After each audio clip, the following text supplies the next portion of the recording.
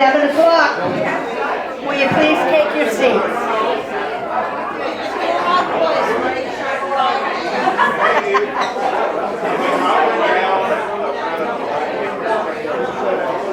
Ten, 9, 8, 7, 6, 5, 4, 3, 2, 1. Okay, we're ready to go. We will start, as always, our D3C meeting with a prayer. Peyton Inge will be doing that. Y'all mind standing? I know everybody just got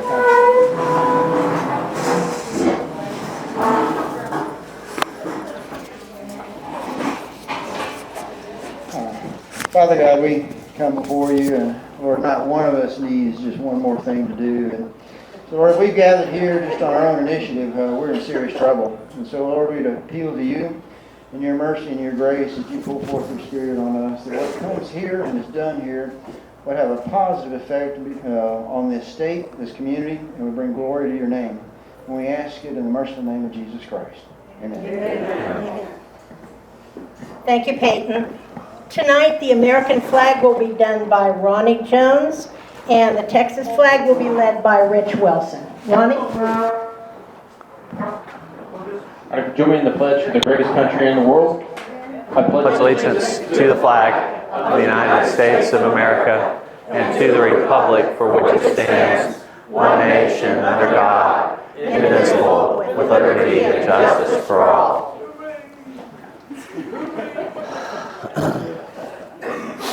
And now if you'll join me in the pledge to the greatest state and the greatest country. Honor the Texas flag.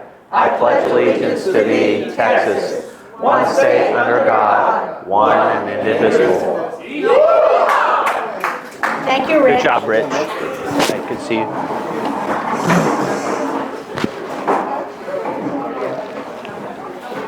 Tonight we have one mic instead of two, so if you are in, later, if you have to ask questions or anything else, you're going to have to really shout it out. The other one fell and hit the concrete a month ago, and it looked fine until we turned it on tonight, and it won't work. Thank you. Like I mentioned last month, we are starting our city council and our school board interviews. I do so appreciate Jackie Waken, Susan Borello for giving me some candidate names and contact information, because that helped tremendously. Vince just gave me someone, and that always helps. But we don't know, or sometimes we can't get the candidate information if you don't help. And Cindy Hilton gave me Caroline's information. So, and she's like she said, she's running for Caroline's race. So we have 3 ISDs that we're going to be for sure interviewing, but we know there's more people. And one thing we'd really like to not have this year, because we had it last year, and we had it the year before. And as many times as we ask for help in these areas, we don't always get it. And we had some people come up to us after our endorsement meeting and say, did you interview candidates in such and such location? And I could tell them that those candidates that they were referring to had received at least 4 emails from us. Whether it went to spam, whether they were not good emails, they never bounced back. So we have to assume they went to the person that they were supposed to go to. But we really need help from everybody in the individual cities, because you people know them, and you can help us get that contact information sooner than later. Also, if there are any burning issues in your ISD or your city, it helps us to be able to target in on those questions. So if you want to, if you have any and you want to email them to me or to Gloria, that is so helpful, because we can really do deep dives in the interview if we have that information. So any help y'all can give us, we definitely appreciate it. You can either call or email either one of us, or you can do d3cdenton.com. No. D3C@gmail.com. and we can definitely get it through that email address. So please, we need your help. Now, and I also mentioned that we were exploring a way to possibly vote online.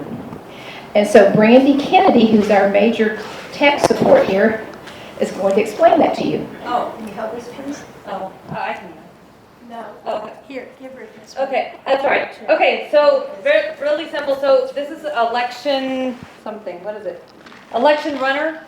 It's going to be an email that comes to you, and it's going to have the D3C logo on it. I know it's this small. I'm sorry if you really can't see it, but this is basically what it's going to look like.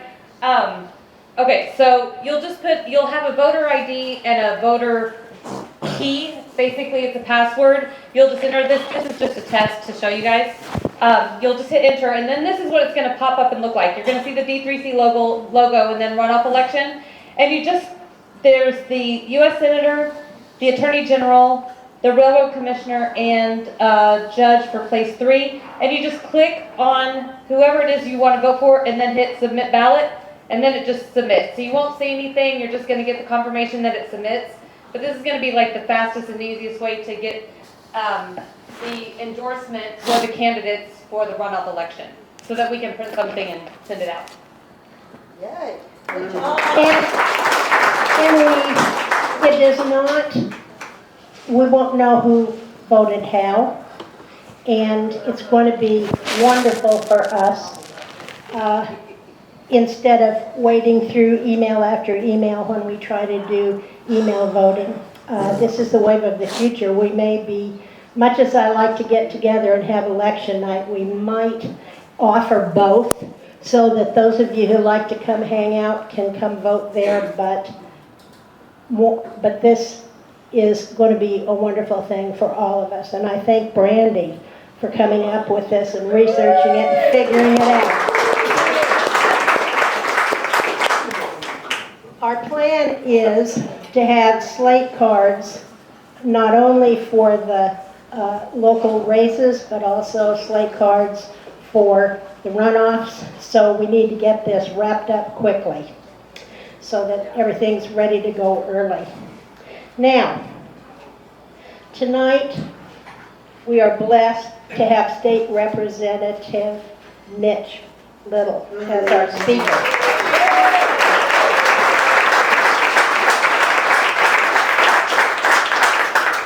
Just in case you don't know, Mitch is a native Texan. He attended Harvard University and he graduated with honors in government, but he played football for 4 years for Harvard. You can say it like that. The Crimson. Harvard. And he earned his law degree from University of Texas.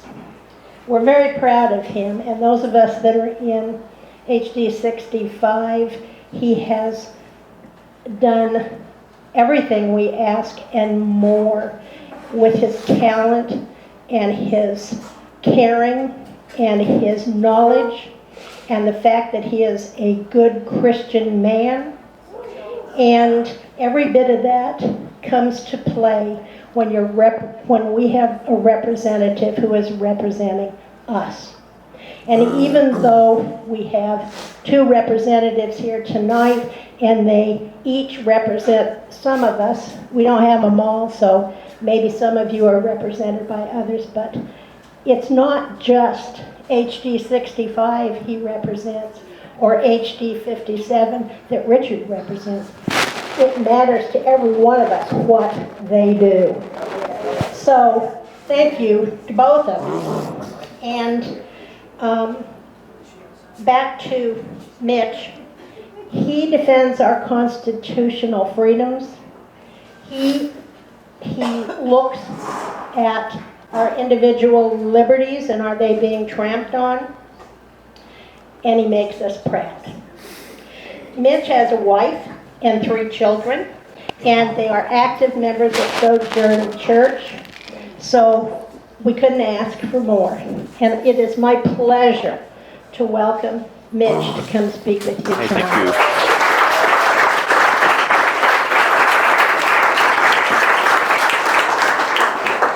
Thank you for that lovely introduction. I consider this my home club, and this is my favorite place to come and speak, so thank you for inviting me. I'm going to talk to you, I'm going to give you a little bit of encouragement tonight about how we essentially robbed the uniparty blind last Tuesday throughout the state of Texas in ways that you didn't even realize. Okay, but what I want to start with is talking about what's going on statewide and what you probably saw at the polls. So 2 years ago when I was running for office in the primary, I was there with Sherry and Brandy and Michael Cox and all these other folks. We were working the polls together out there every day, and it was a Republican-predominated primary because we had so many Republicans in contested races, including my own.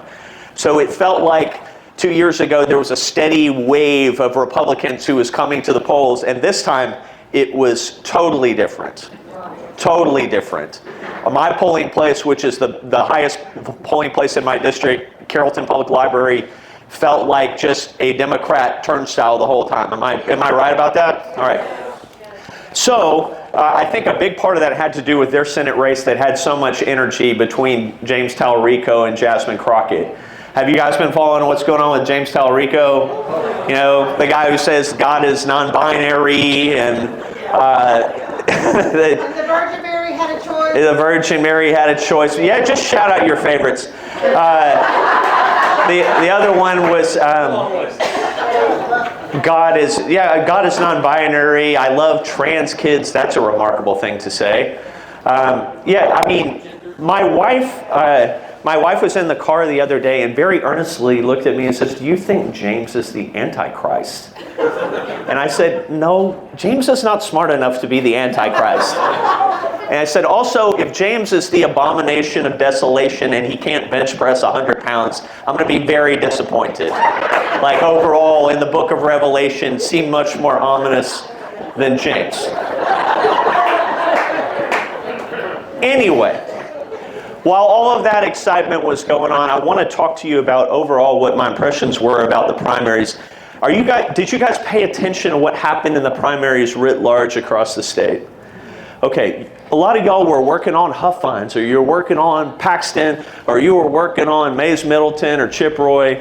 While y'all were doing all of that, I was scheming all over the state with all of these open races, and the Texas House got a lot better on Tuesday, and you guys may not have even realized it got more conservative than it has ever been in my adult life, okay? I'm going to give you some encouragement about that, but first, a word. So, Gloria was talking about slate cards. It is time for this group to pick who the next Attorney General is so that we can have a Senator, Attorney General, Railroad Commissioner runoff slate that is very clear, and we can all link arms and get together and go and win those races and become more conservative as a state. And the reason I want to share that with you and why it is so important is you don't understand until you're in government how beneficial it is to have conservatives over the top of you at a statewide level, because they exert so much pressure on the Texas House reps, on the speaker, and on the senators, and even on the lieutenant governor.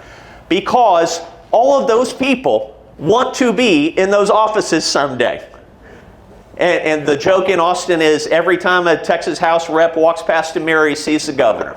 Okay? And it's the truth. So when you have a senator who's a real conservative and not a uniparty slag, and you have an attorney general who's a real conservative and not somebody who's just kind of biding time until they can run for another office, that is huge for us. So I want to just lay that out there as a potential goal. Now, you guys may have been at the county executive committee meeting when I said I need you to send me 10 more bodies to the Texas House. The good news is we didn't get 10, we got 11, okay? I'm going to explain to you my count as we work our way through this, because this is very important. Before I get to that, I want to share with you an article. This is a huge victory, y'all. This is from Texas Monthly. Texas Monthly, in case you don't read Texas Monthly, and you probably don't because you have common sense, but Texas Monthly is even to the left of Texas Tribune. They ran an article. This is how you know you're getting your tail kicked, okay? The article from a day ago, candidates wants too right-wing to win have found that the new Republican Party has a place for them. Dude, that's good news. That's a good word right there. And the object of this article was, well, Don Huffines couldn't get X percent and Alan West couldn't get X percent in the governor's race, and now Don Huffines is going to be our next comptroller. And it's good, right? We have a conservative in that role. Not only that, but now a majority of Texas Republicans, 60% roughly, have decided they want a new senator in the state of Texas. And now that Ken Paxton is in a runoff with John Cornyn, based on his history in the runoffs, he's likely to take John Cornyn out to the deep water, okay? So I saw a poll on the way over here that had Ken Paxton up 49-44 with the rest undecided, I think. And it said that if Trump endorses Cornyn, Paxton will win by 1. If Trump endorses Paxton, he will win by 26. Okay? So that kind of gives you a sense of what's going on out there on the street between these two guys, and it will be a knockdown, drag out, obviously. But enough about stuff you already know. I want to share with you some really, really good news, okay? When I hit 47, my eyes went through the change. So now I need these, okay? Shout out for my reading glasses people. All right. Phase 1 is complete. You brought 11 new conservatives to the Texas House, all right? And the most important thing I want to communicate to you about that is every time you introduce a new conservative in the Texas House of Representatives, you degrade the uniparty's ability to function. Let me say that again. Every time you introduce a new conservative in the Texas House, you degrade the uniparty's ability to function. Here's how I can prove it to you, okay? The conservatives who ran in the primary as conservatives throughout the state pretty much dominated easily. Whether you were an incumbent like Andy Hopper, or you were somebody running an open seat like Cheryl Bean or Armin Mazzani, the conservatives really got out and voted for those people. The folks, the incumbents, who had a lot of proximity to the people in charge in the Texas House, so people on the leadership team or people very close to them, they struggled more than anybody. Let's use a local example. Now that the election is over and we're not campaigning, I think Jared Patterson ended up with 53% for a multi-term incumbent against somebody who raised like $9 grand.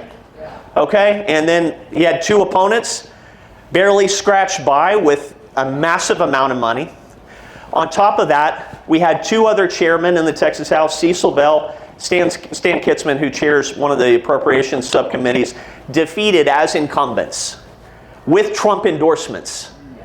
Ken King, the chairman of State Affairs, which is arguably the most, if not second most powerful committee in the Texas House, essentially barely scraped by with having spent a couple $1 million on his reelection, okay, against an unknown challenger who he outraised, clearly. So what does all that mean? The closer you are to the group of people that banded together with Democrats to elect a speaker, the more vulnerable you were in the primary. The more conservative you were out there authentically, the better that you performed in the election. And it's because the people who are out there reflecting our values are the ones getting the most votes, okay? That's good news. Now, let me tell you about what we lost, all right? The Texas House came very close to, and I asked a reporter this, has a speaker ever lost 9 chairs, 9 chairmen of committees to either retirement or primary election in one cycle? He said, I've never heard of such a thing. Well, there were 8 that were lost to either re-election in a primary loss or to retirement. I'll run down the list for you real quick. Gary Van Dever, chairman of public health, retired, replaced by Chris Spencer, who is an ultra-conservative who is absolutely going to be part of our team in the Texas House to pass conservative policy. Cecil Bell, a chairman of intergovernmental affairs, replaced by Kristen Plaisance. Guys, you all are going to fall in love with Kristen Plaisance. She's going to be a conservative representative in the Texas House, and I cannot wait to work with her. Trent Ashby ran for Senate. He was chairman of the Senate chairman of the House Subcommittee on Academic and Career Performance in Public Education, replaced by a guy named Rocky Thigpen. Dade Phelan. Anybody ever heard of Dade Phelan? Dade Phelan, anyone? Chairman of Licensing and Administration is replaced by a conservative named Ray Callis in the Texas House. Thank God for that. Chairman Stan Lambert, Chairman of Pensions, Investments, and what is the rest of PIFs, Richard? Financial Services. PIFs. Retired, replaced by Jay Hardaway, another conservative in the Texas House. For those of you who don't know, Richard Hayes he's a little gimpy over here. This is my bosom buddy from Denton County. And I told him, right before he got hurt, I told him to be careful, and he didn't do it. He was on vacation with his wife. I said, Richard, no one has ever been injured in the hot tub with a glass of wine. And he totally ignored me, didn't you? And we're texting the rest of the day, and then he just sends me a picture of him in the hospital. I'm like, oh, Richard. This change is going to be really good for Richard Hayes. I'm going to tell you in a minute why. So Stan Lambert replaced by Jay Hardaway. Stan Kitzman was chairman of one of the appropriations subcommittees. He was replaced by Goose Giesemann. Has anybody ever heard of Goose Giesemann? F-15 fighter pilot, conservative extraordinaire. We are so excited about this guy. You're going to love him. You're going to get a chance to meet him at some point. Chairman John Smithy, chairman of the Criminal Jurisprudence Committee that I serve on, replaced by a woman named Holly Jeffries. We improved there on conservatism. John, lovely guy, served in the Texas House for literally decades. He's just not one of the more conservative people in our caucus. Noted chairman of the Doge Committee and baker, Giovanni Capriglione, is replaced by Armin Mazzani, who is one of my favorite guys. You guys are going to love Armin Mazzani. He's the mayor of Keller, a conservative. I was out, so while you guys were all working on your local races, I was holding the sign in Keller for Armin Mazzani. I was holding the sign in Bedford for Cheryl Bean, we'll talk about in a second. We are getting better by the day. John Lujan, chairman of an appropriations subcommittee and subcommittee on international relations. He's running for Congress. He's been replaced by a young man named George Borrego, who is outstanding. You're going to love him too. Sam Harless, chairman of the Corrections Committee, is going to be replaced by either Stan Stannard or Kelly Peterson, who's in a runoff. And Stan Stannard is the person we need in that race. We're going to get a lot better there. Dennis Paul, he's the chairman of the subcommittee on transportation funding. He ran for Senate unopposed, and he is going to be replaced by a young man named Scott Bowen, who is also a wonderful conservative. Briscoe Cain, anybody know who Briscoe Cain is? These are, so the ones that I just read to you, that's 11 names where we got better. We got objectively more conservative as a Texas House. While everyone else was sleeping throughout the state, the Texas House got more conservative, and it got easier for us to pass GOP legislative priorities. So the ones that are a push. So David Cook is going to be elected, he's almost certain to be elected our next senator and who's he replacing? Not Kelly Hancock. It'll come to me in a second. Shout it out if you know. David Cook is running for the Texas Senate. He won the primary. He's being replaced by a woman named Ellen Fleischman. My dear friend Nate Schatzline is now working for the President of the United States as one of the faith liaisons. He works directly for Paula White in the White House. And he's being replaced by a guy named Alan Blaylock. That's kind of a push. Briscoe Cain's being replaced by Tom Butler, and Tony Tinderholt by this woman that I absolutely love to death, Cheryl Bean. And Lisa's son, Joshua Hendrickson, ran his campaign. And we're keeping those offices conservative, which is a wonderful, wonderful thing. You guys see that Dan Crenshaw lost to Steve Toth? Oh, that's a good one. That's juicy. Huh? Yes, he's replacing Brandon Creighton. You're right. No, that's in North Houston. That's Brett Liggins replacing him. No, so there's a Creighton from Fort Worth. He's going, remember, to the Fed. He's going to be the chairman of all. Birdwell. Yeah, you're right. Yes, David Cook's replacing Birdwell. Thank you so much, Susan and Richard. So, Dan Crenshaw's gone. Steve Toth is being replaced by a gentleman named Brad Bailey. So, what are we going to do with all this information, and what should you feel good about? All right.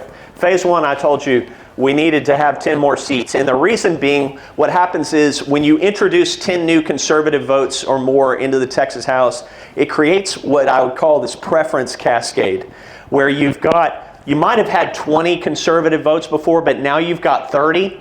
And now you're making other uniparty Republicans look bad. And they feel compelled to start voting with you. I felt it, I don't know if Richard felt it, as the session went on, the voting of the body started to become more and more conservative. So the more conservatives you have voting that way initially, the more conservative votes it attracts. So phase two of this operation, we have to win this change. All right, so I've heard people go, well, does this now mean we're going to get a real Republican speaker in the Texas House? It's the wrong question, all right? And here I want to explain to you why I think it's the wrong question. This is one man's opinion, all right? We have a significant change going on in the Texas House. The goal is to win the change. You've replaced a bunch of people. Now, how do you win it? We must replace 8 chairmen of committees and 3 chairmen of subcommittees in the Texas House. There are not 11 uniparty slaves available to replace all of those seats. They must, in some regard, be replaced by conservatives in the Texas House. Okay? What is likely to happen, I think, is at some point, the people who have been loyal to the speaker, we can run off a list of names, his inner circle, Will Metcalf, Cole Hefner, Morgan Meyer, some of the people that you know who've been around in the Texas House for a long time and voted with him initially, left the caucus meeting, voted with the Democrats to elect him, they will continue to have influence in the Texas House. So, in my view, it is extremely unlikely that there is going to be a speakership change for any reason. That is not how you win. How conservatives win are we start capturing the institution itself. And what I mean is, you take a guy like Richard Hayes, raise your hand, Richard Hayes, okay. You were a subcommittee chair last session, right? All right, and what were you subcommittee chair of? Family and fiduciary responsibility. Family and fiduciary responsibility, that was a subcommittee of JCJ, right? Judiciary and Civil Jurisprudence. It is natural that somebody like Richard Hayes would be elevated to a chairmanship in the Texas House. And what happens is these people, well, I was a freshman, and now I'm a sophomore. Richard was a freshman, and then he was a sophomore, and now he's going to be in there for a third term. And what happens is the uniparty runs out of people to operate the machine. Have you heard of this? So what is happening is we are replacing these chairs and people that have been loyal to and subservient to the uniparty at a higher rate than they can replace themselves. So what happens is, by necessity, conservatives will rise into those positions the longer that they've served in the House. People like Richard Hayes, people like Kerry Isaac and Caroline Harris Davila, and people who have been in the system longer. So what happens is, as conservatives start to capture the committees in the Texas House, the body begins pulled to the right, and eventually the speaker looks around and he goes, where did all my people go? Oh, I guess the conservatives are my people now. And that's how conservatives capture the Texas House. Not by changing one person, but by changing all the people around him who run all of those committees. All right, let me give you the perfect example, okay? Did you guys follow in the last session what happened with bail reform? Did you remember voting on a constitutional amendment to require judges to deny bail to people who had committed felonies and stuff like that before? Okay, we finally got that passed. Joan Huffman in the Senate had been fighting to pass that for literally multiple terms. You couldn't get it through the House. Does anybody know why? A Democrat was in charge of the Criminal Jurisprudence Committee. Joe Moody who was also the Speaker Pro Tem, was in charge of the Criminal Jurisprudence Committee. So for the first time in the last session, we had no Democrat chairman of committees, which meant that they could not gatekeep what bills got to the floor anymore. They didn't have that ability. So what happens is, as Republicans and conservatives become more ensconced in those leadership roles, we start to advance our policy, and that's how we win. So what I want to propose to you is, when you take somebody like a Richard Hayes, or you take somebody like a Caroline Harris-Dovler or Kerry Isaac, and they continue moving up the experience ladder, and they still are good votes, meaning they're not voting for a bunch of spending garbage. They're trying to fight for property tax relief. They're at the top of the Rice ranking for conservative votes. As they continue to climb that ladder, the institution becomes redder and redder and redder and pulls it to the right. Are you with me? Does that make sense? Yes. All right. Institutional capture. So you guys may be sitting there going, all right, so what? So we capture the institution. To what end? Okay, what are we going to do now? Now that the dog has caught the rabbit, what are we supposed to do with this institution? Well, I'm glad that you asked. Who here has any idea of what the legislative priorities are going to be coming out of the convention? Just throw out some ideas. Property tax. Sharia law. Sharia law. What else? Election integrity. What else? Say again? Judicial accountability. What else? China. All right. Let me make a proposal to you. How many times in a row has property tax been on the legislative priorities? Forever. Forever. Why hasn't it ever been fixed? Numbers? It's not numbers. There is a massive property tax industrial complex that exists to survive and keep itself alive. And there are a lot of Republicans that support it. So what happens is, you guys go, and I go to convention, we want to reduce property taxes. But what nobody ever does when they go to convention is they never go, we need to cut government spending. Anybody ever seen government spending at the top of legislative priorities ever, one time? No, they don't. And so we need to understand, you cannot control politicians' taxing unless you can control politicians' spending. Period. End of statement. And so what happens is, you keep telling the Texas House to reduce property taxes, but you never tell people to reduce spending. You have got to go to convention this time and tell your representatives and senators to reduce government spending, or else there is no way for us to reduce property tax. What happens is, the legislature will keep throwing you tokens without ever fully reforming the system, because we can't stop spending locally. And no one seems to want to slow down spending at the school district level. All right. What else? What else? Here's one I want to propose to you. All right, let's say that we run the world. We as Republicans can simply do things. We can do the things that we want to do. Here's what we need to do. I want to make another suggestion to you. We have got to reform the higher education system in our state. Okay? And some of y'all are like, oh, well, I mean, my kid went to A&M, or my kid went to Texas, or my kid went to UNT. It seemed fine. Today, if you just enter, just for fun, you can do it right now, or you can do it after you leave. Just enter in gender studies or women's studies, University of Texas, into your search bar.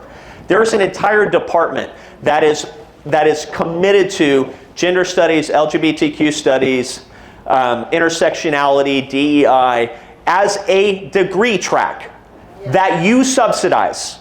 You personally subsidize it, and I subsidize it too. And what Republicans can do, if we decide we're tired of it, we just go, we're not doing it anymore. We don't want to do it. And so we just stop. How do you think it got there in the first place? Somebody had to approve the budget. And so by virtue of approving the budget, you approve everything that happens with the budget. So what we can do is simply decide, these degree tracks that don't help anybody get a house, don't help anybody get married and have kids, are not going to help anybody live an independent life apart from the parents and pay for their own dang cell phone bill, etc. We don't have to fund those anymore. We don't have to do it. So my encouragement to you is as you go to convention, who here is going to go to convention? All right. Let me just start by saying, I don't give the orders, I take them. Okay? That's my job. I don't disseminate orders. I take them from you. But my encouragement to you is when you go to your precinct convention and to your SD convention, please offer resolutions that target these issues. Because what happens is it needs to come from the base up. It needs to come from our local precincts and SDs to say, man, people are motivated about property taxes. They're motivated about government spending. They're motivated about Sharia and Islam's cultural influence on our community. They're motivated about reforming our colleges and what they're teaching our kids. So that by the time it gets to convention, the drumbeat has gotten so big that your representatives and senators simply must do something about it. Are you with me? Does that make sense? All right. Now, let me share with you what I think is going to be a little bit different this time in the Texas House. You guys remember when I was here campaigning before, we were trying to pass a China land ban. You remember that? We passed it. I'm not here to do a politician speech and take credit for anything. We passed that. We passed bail reform. We got the sex clubs out of our high schools. We got gender transitioning out of our school system in the state of Texas. We helped fund public education. We passed school choice. We put the bounty on people who send abortion pills into our state. So is this a moment where we just go, Alexander wept for there were no more worlds to conquer? No. There's a lot of stuff on the table, but what I want to tell you and what I contend is what is remaining on the table is not generally social issues. We have thwarted the Democrats on a lot of that crap. So when James Talarico said, yeah, I'm for boys and girls sports. I'm for transing kids, etc. When James Talarico says all that stuff, we defeated him. Now comes phase 2 of our war, and it really is our ability to wage war within the party, ideological warfare. We must fight the philosophical battle in our own party about the role of government in our lives. And the reason I say that to you is this property tax system got bigger under our control. Does everybody understand that? Like Republicans were in charge from statewide down, and both chambers of the legislature when this property tax system grew. We were in charge when the H-1B system grew. We were in charge when Islam started infiltrating all of our communities and changing us or transforming the culture around us.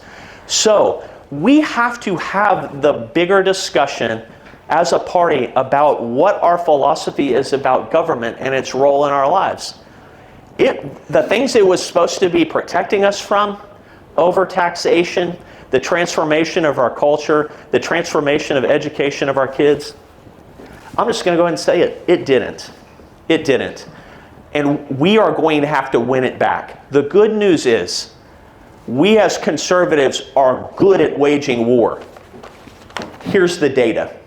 Here's the data. Anytime we've had an opportunity throughout the state, whether it's an open seat or running against a chairman in the Texas House, we have prevailed. We will prevail. We will continue to prevail.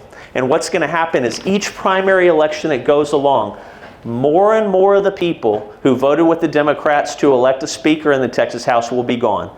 They will retire. They will get tired of running against people who are telling the truth on their mailers about the way that they voted. And we'll replace them with people like you and me. That's the truth. And that's the encouragement. We are so close. We are so close. But what is so important, guys, you must give us direction. We desperately need it. We need you to go to convention and tell us what to do. Keep in mind, 2 sessions ago in the Texas House, so all the way back in 2023, I think we passed six legislative priority bills, Richard, when you were a freshman, and Richard was part of a young conservative insurgent movement. 6 legislative priority bills. I think this last session we passed 43. That's a trajectory that we all like, all right? But without you being very specific about what it is that you want, what happens is we go back down to Austin, everybody goes, well, the grassroots, they weren't real clear about what it is that they wanted. They didn't really decide what it is that they wanted the Texas House to do, so we'll just do the things that we want to do. That is the last place you want to be with politicians. The last place you want to be is politicians deciding what it is that they want to do.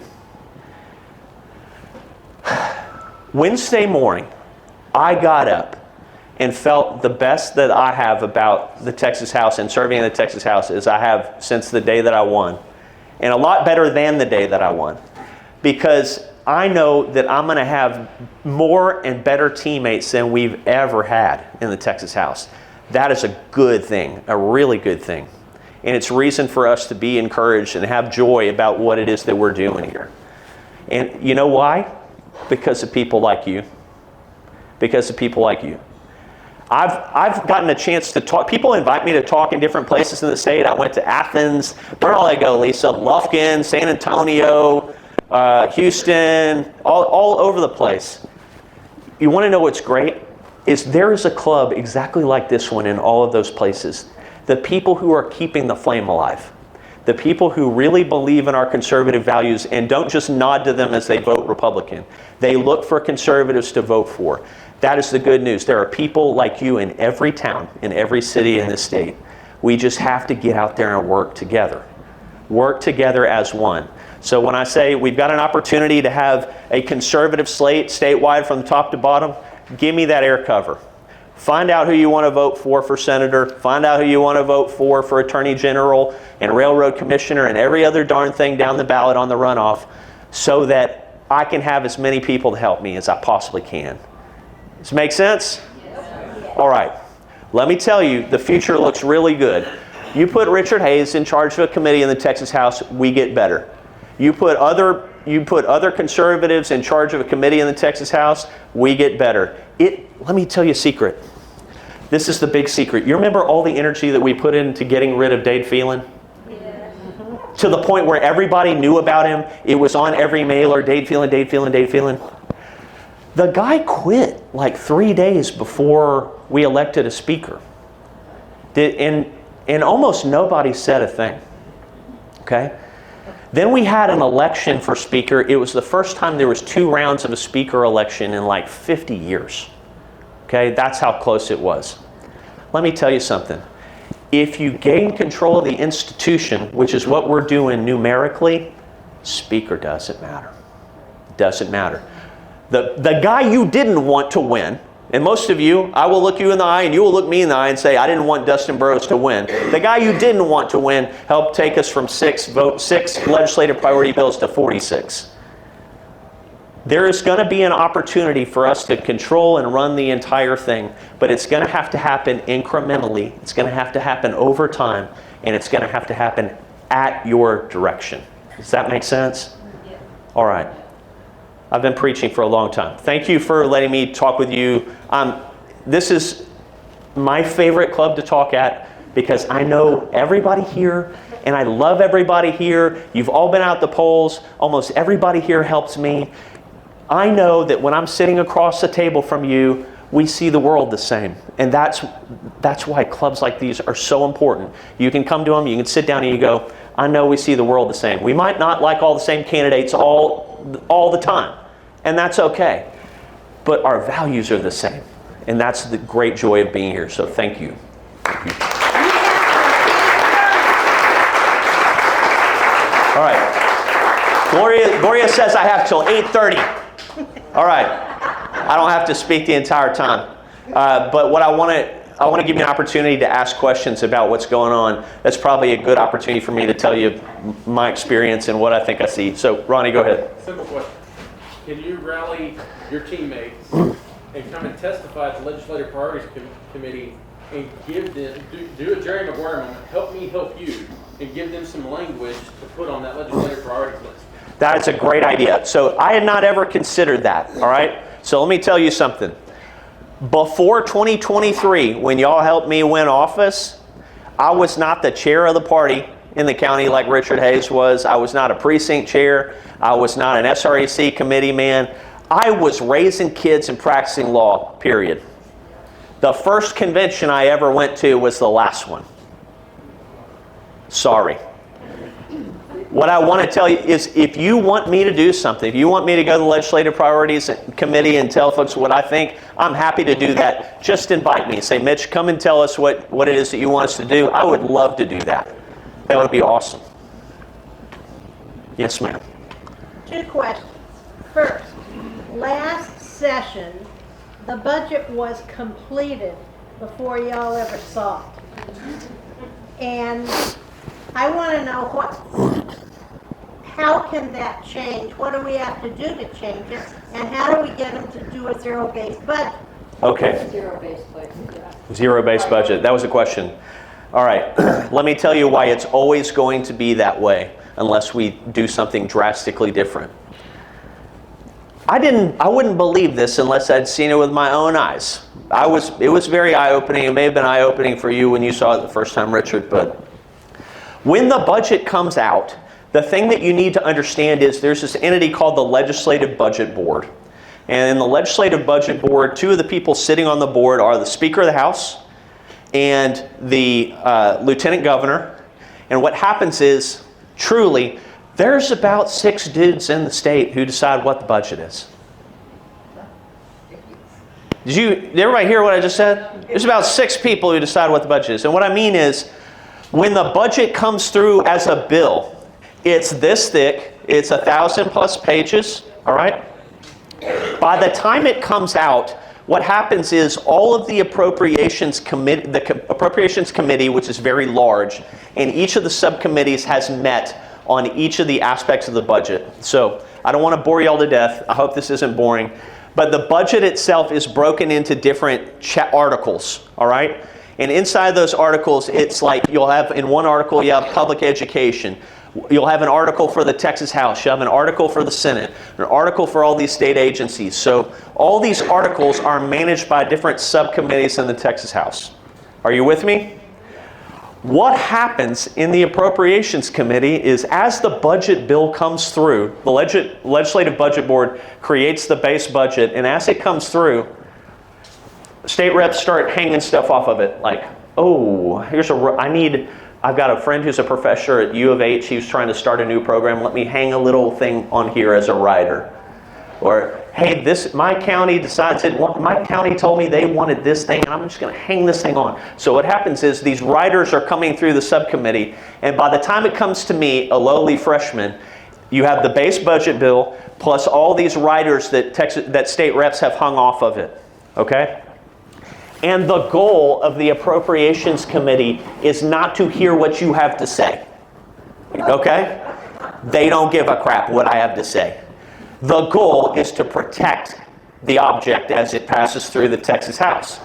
So, you guys may have heard freshmen and other members of the Texas House, we offered amendments to the budget to try to increase property tax relief.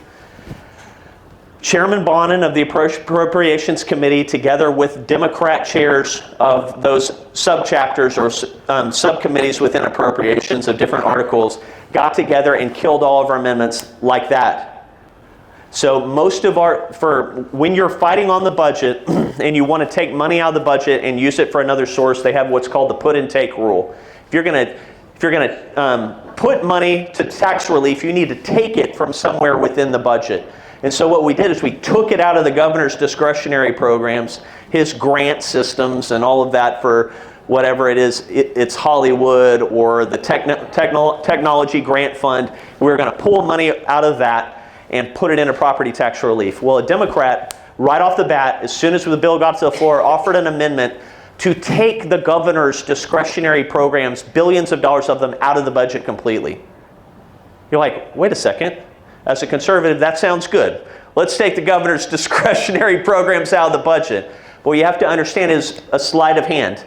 Because of the put and take rule, They removed all the governor's programs so that we couldn't take it and put it in property tax relief through an amendment. And then the goal was when the budget gets to conference with the Senate, they put the governor's programs back in. Sleight of hand. Are you with me? Okay. So, Gloria, my point to you is, there's only a few people who matter with regard to the budget. Senate Finance Chair Joan Huffman, House Appropriations Committee Chair Greg Bonin, Speaker, the Lieutenant Governor, and their object, generally, is to protect the object as it moves through the legislative process and on its way to the governor. You understand? There will never be a zero-based budget in Texas unless the governor, the lieutenant governor, and speaker all agree that we should be at a zero-based budget. Period. You with me? That's wild. Seeing it happen is even wilder in person. So we spent from 7 o'clock in the evening, maybe 7 o'clock in the evening until 3 in the morning or 4 in the morning arguing about the budget. And it was all kabuki theater. Because what happens is it comes out of the House, the Senate has their version, and then the conference committee comes together and they decide on the final bill and pass it through both chambers. Awesome, right?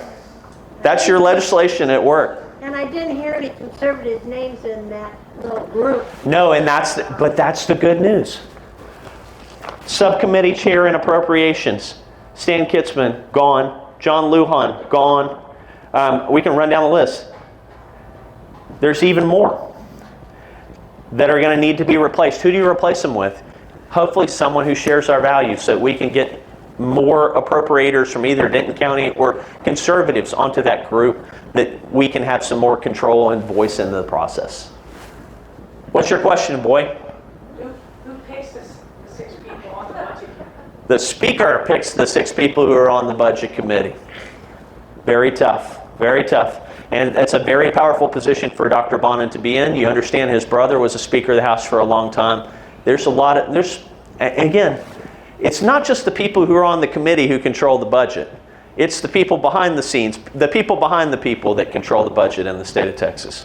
It's a good question. Peyton. Obviously, the governor appoints all the regents to the University of Texas, and that's what sets the tone. Is there any way to put pressure on him or embarrass him over? I've heard him complain about what goes on in Austin, and how he's responsible. All right, Rocha, how do I turn this off?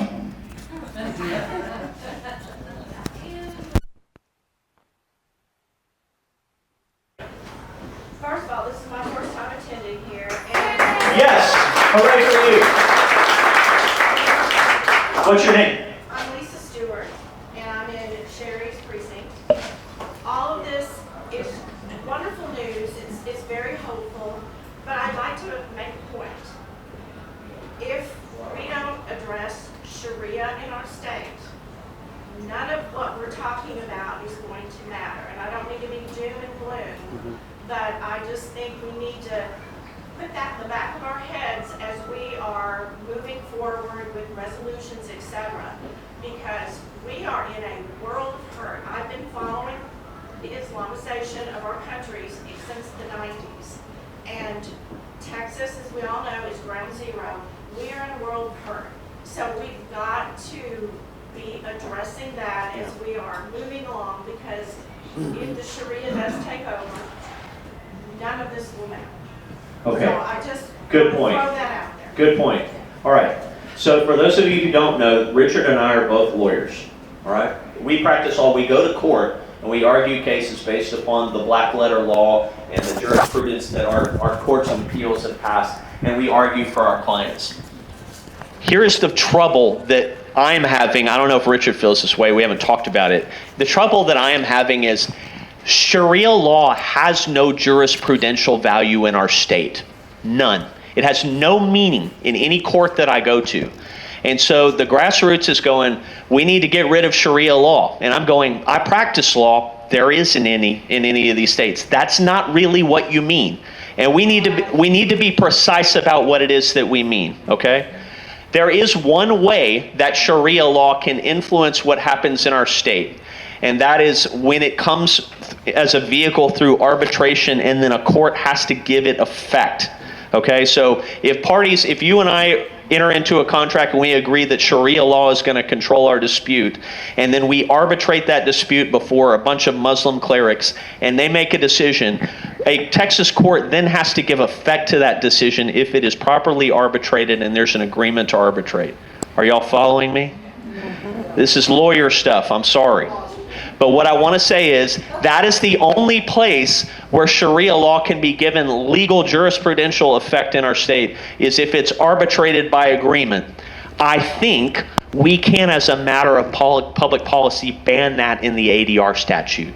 That's one idea. I've heard it proposed. I think it's a great idea. I've got it as a bill idea in my phone. We could do that. That's not the problem that you're talking about. Let me suggest to you what I think the problem is. Islam, where's the mic? Did I put it down here somewhere? Here, Thanks, Gloria. All right. that one. Where'd I put it? Sorry, Rocha. Sorry, Rocha. Thank you. What I was going to say is, I think the problem is Muslims are more prevalent in our current culture in Texas than they ever have been. By design, Okay, by whose design?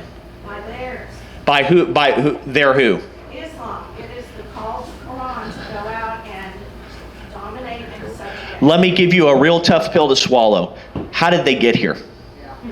Right. Visas via Republicans in the state of Texas. We've let them in and then we've naturalized them. And yes, open borders. But that many of them have come through legally because Lax immigration policy, lax legal immigration. They are generally not, as a rule, crossing the Rio Grande and then just coming here illegally and then changing our culture. We invited them in. And they're working us through our system, running for school board, running for local positions. And this is how they are, again, it's a cultural thing, and I could go on and on about it, but it's Sharia. First of all, Islam is not religion. Sharia is what governs. Okay, you got a lot to say. I'll let you say it later. Here's what I want to say to you. It's not just about the law. I hear you. But here's what I want to say to you. This is biblical. The same thing happened in the Old Testament when the Israelites allowed their culture to be transformed by intermarrying with people who are worshiping idols. Okay? This is based biblical Mitch moment here I'm going to share with you for a minute. What I want to tell you is that is as culturally relevant today as it was in the Old Testament. There is like a 50-foot tall idol in Houston, Texas, and it's not, Sugarland. But it ain't a Muslim idol, is it? And how did it get here? I'm gonna let that hang in the air for a few minutes, okay? How did it get here, and how did we allow that to happen? So it's a federal immigration problem that I'm just gonna black pill you on this real quick. State legislature ain't gonna do anything about a federal immigration problem. When the federal immigration process started, we have no control over it. We have minuscule control. We could say, listen, state agencies, state universities, we're not going to allow you to employ H-1B employees anymore. That is like the tiniest thimble of the problem, which we cannot truly impact that much, but we can do our part, okay? So, what do we do about the cultural transformation problem that we're seeing in North Texas, in Frisco, in Wiley, in Parker, and all these places? What do we do about it? One potential idea is to restore local control to the counties to determine whether those developments can come in, okay? And the legislature spent other sessions, you heard of the Death Star bill, basically deciding local control, we're going to take it away from you. We need to probably put it back in their hands so the counties can say no more. Some of them are. Yeah, some of them are. Any other questions? You said return to the counties, right? Yeah, put it back in the hands of the counties to control those developments. Yeah, but you guys have something city where the city council is off the weekend, even like, you can find this stuff being crossed very easily. Yeah, that's right. We got to go win elections. We got to win elections. Where do we hit a safety issue with people running around in those areas that you don't know who's under there? Well, We're running into. where do we hit a safety issue? Like two weekends ago, we had somebody shoot up a bar in Austin, Texas. The safety issue has arrived. It's already here. It has nothing to do with the burqa. It has everything to do with the ideology. So, other questions? Yes, ma'am. Okay, Church buddy, go ahead. so I hear you saying how important it is for us to tell our representatives the things that are important, their priorities. I'm like your redheaded stepchild, so I don't know if you know, but you've adopted me and Aaron and my family. 1000%. If there's ever an issue, I think I need to talk to my representative. I think Mitch or Shelley or Andy. My representative will not listen to me. What can we, there's a lot of us too in the same boat. What can we do? Does it matter? What can you do about talking to a state rep? We will not. Oh, you don't need to worry about that. You don't need to worry about that. Let me go back. All right.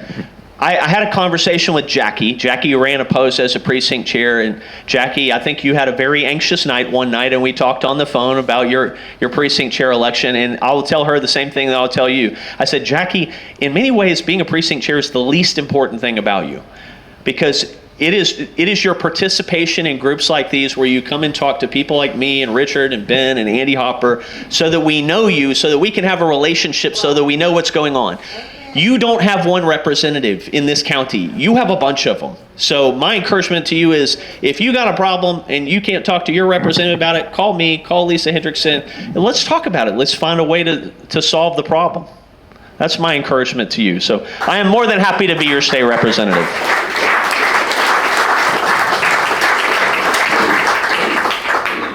What else you got? What else you got? Susan.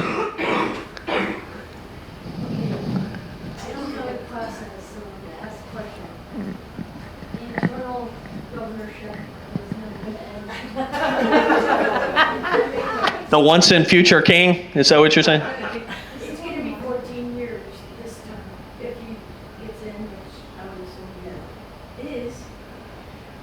What's the process to change that? I mean, there's not a lot of states that are like ours. There are states they don't have term limits, but they have other, safeguards. Yeah. Ours doesn't. How do we change it? Well, how do you change how many terms the governor can be the governor?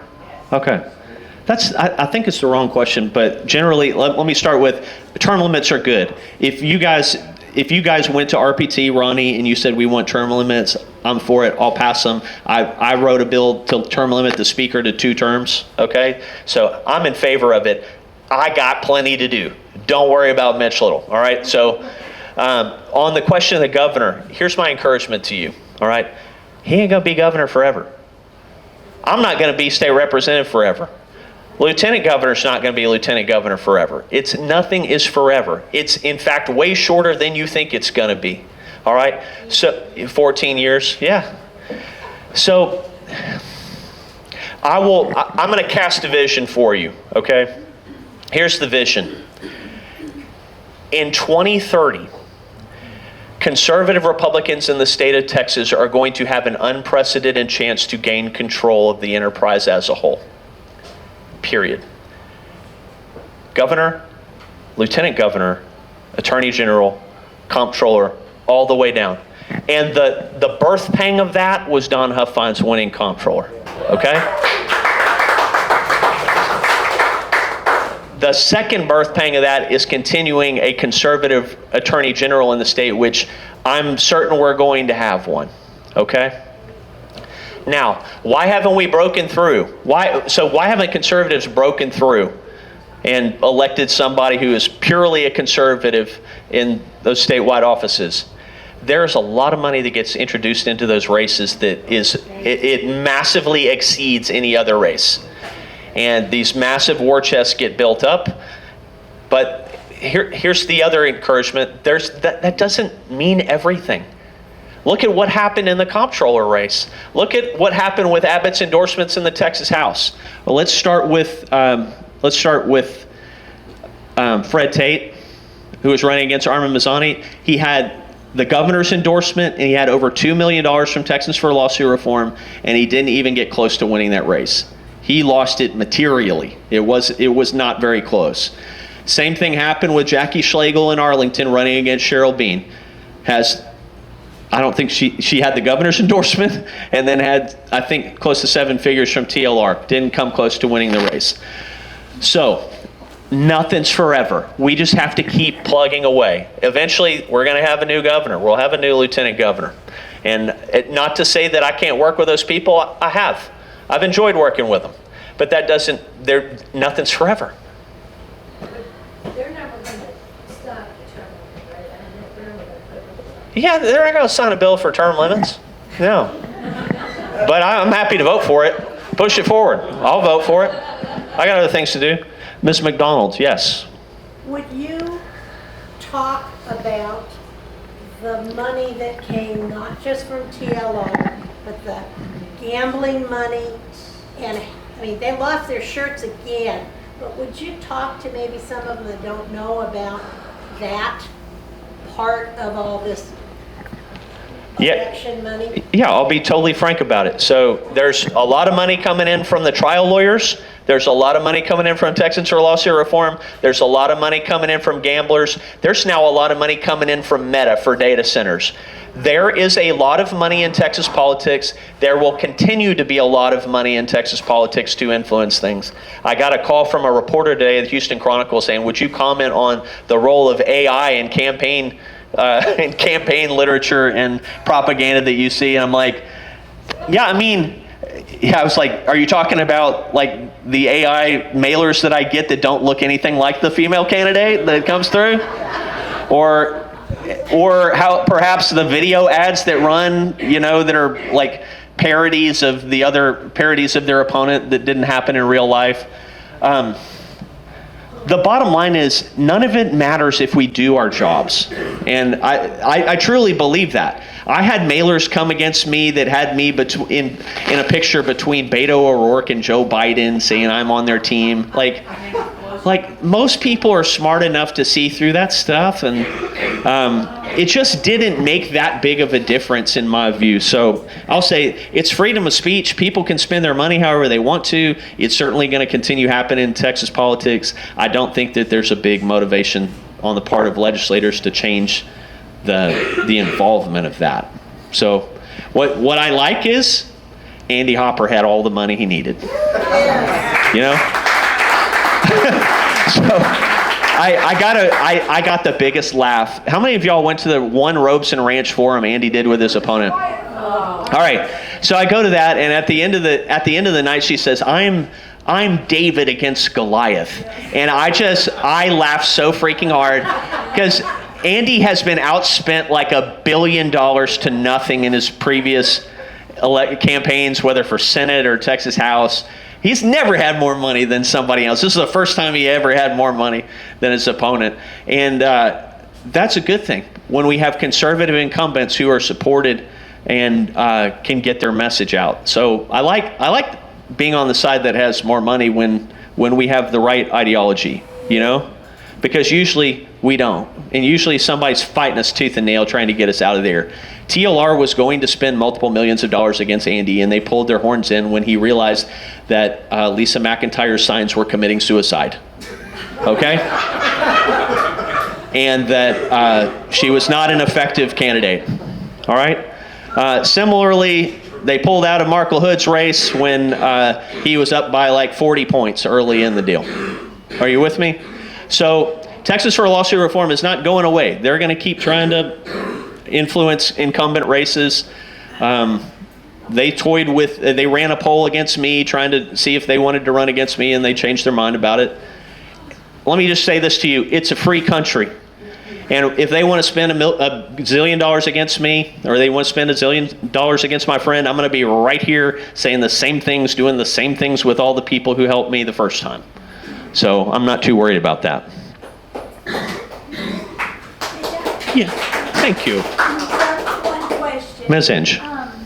It hurts when President Trump endorses someone that our party has censured. Yeah. It hurts real bad. And I've been told there are a couple of people who, Steve Ministeri being one, on Governor Abbott's end, and another man representing President Trump, do those two men still, are they the primary voice in President Trump's ear to get him to endorse? No. President Trump has his own political team. There's a young man named Matt Brasso that runs his operation, and I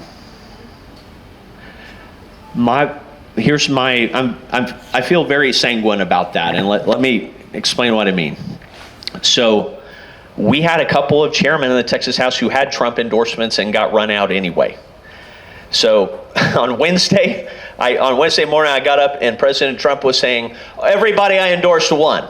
That was not true. A lot of them did, but not everyone.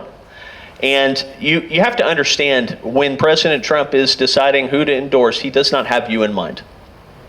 He doesn't have me in mind. He doesn't have our club in mind. He does whatever he feels like. And for whatever reason he feels like. For whatever reason he felt like someone probably told him, we need you to promise to endorse all these folks so we can pass school choice. I did not need his endorsement to pass school choice. I was going to vote for it anyway. But maybe some other people needed that.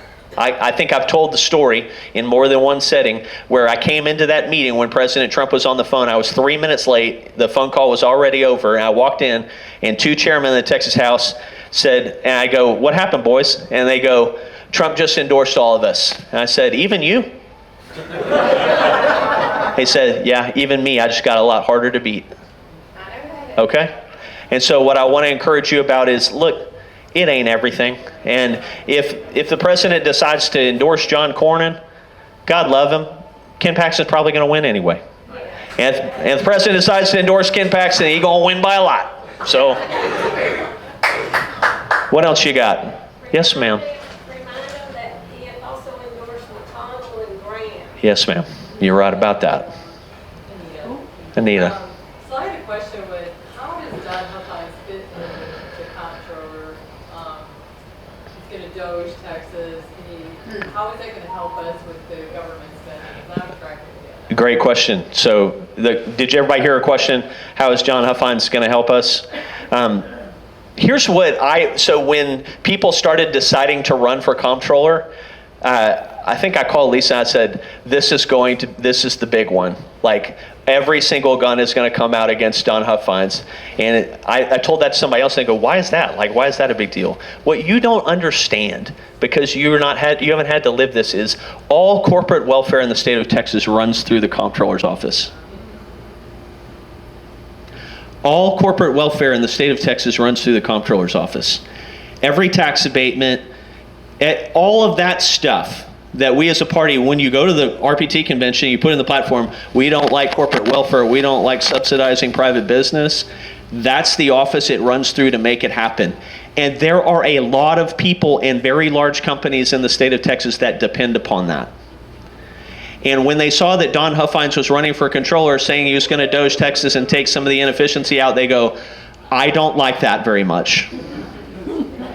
The problem is there wasn't anything they could do about the voters, because that ain't real popular to go to the Denton County Conservative Coalition going, hey, we need tax abatements. This is part of our way of life. So they never lead with that, do they? They go, I need conservative so-and-so to help me do so-and-so. That's just not the way it is. So now we've got somebody who has been a voice against corporate welfare in that office for a very long time, who's got a chance to actually do something about it. God bless. That's awesome. Have I expended enough of my goodwill here? Thank you.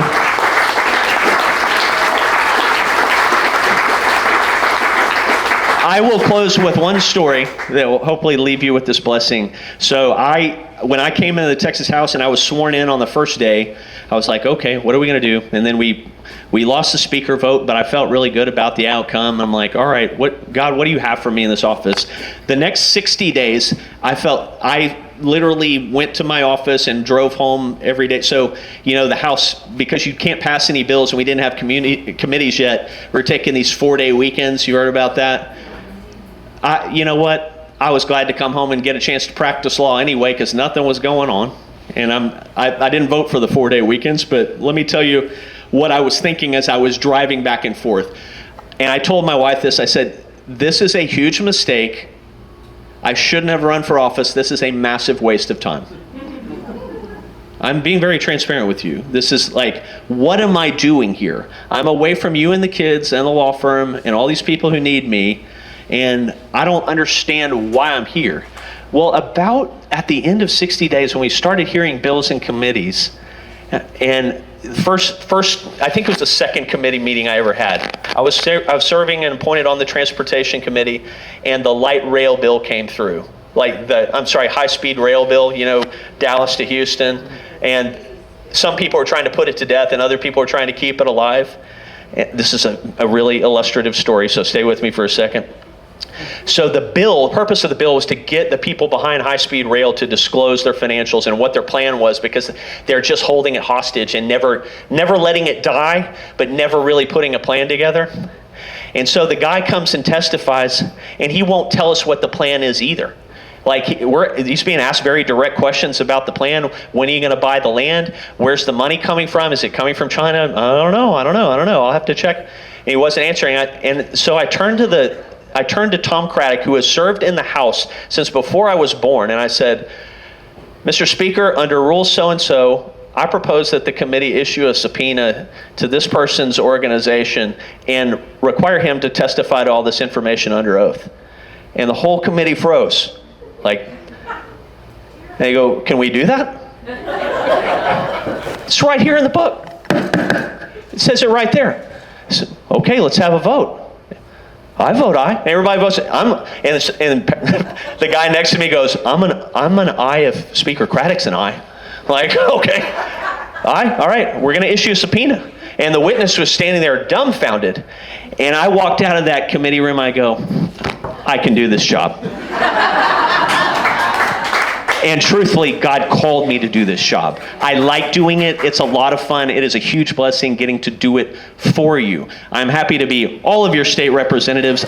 I'm not as good as Richard Hayes, but I'm going to get there eventually. Thank you for letting me serve you.